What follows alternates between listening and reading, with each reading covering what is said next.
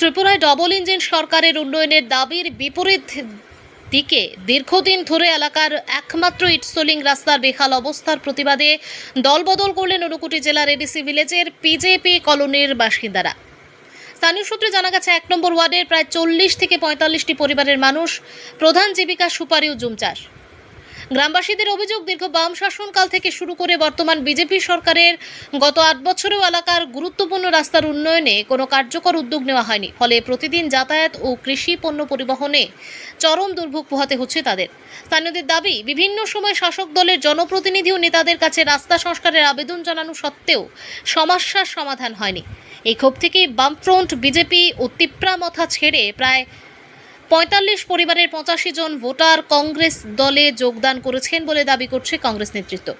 সোমবার বিকেলে কংগ্রেসের উদ্যোগে আয়োজিত এক সংক্ষিপ্ত অনুষ্ঠানে নবাগতদের হাতে দলীয় পতাকা তুলে দেন বীরজিৎ সিনহা।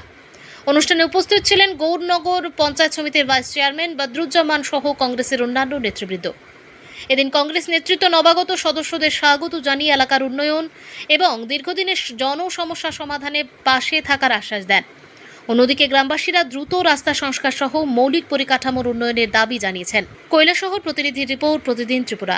ভিলেজ কাউন্সিল এলাকার 2 নম্বর ওয়ার্ডে পিজিবি কলোনি রিয়াং বস্তি গ্রামের প্রায় 90% মানুষ মিটিং করে জেলা কংগ্রেসের প্রেসিডেন্ট উপস্থিতিতে তারা ভারতের জাতীয় কংগ্রেসে যোগ দিয়েছে। এবং এখানে একটা দুর্গম জায়গা, রাস্তাঘাট খুব খারাপ, এবং বদরুজ্জামানে রাস্তার দায়িত্ব নিয়েছে এবং এখানে আপাতত চলাচলের জন্য এই বেডস ফেলাইছে। এরপরে 25 লক্ষ টাকা ব্লক থেকে স্যাংশন হয়েছে, খুব সহসায় এটা কাজ হবে।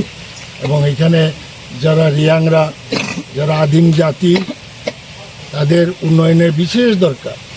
সরকারের দৃষ্টি নিয়ে এই এলাকা উন্নতি করা দরকার।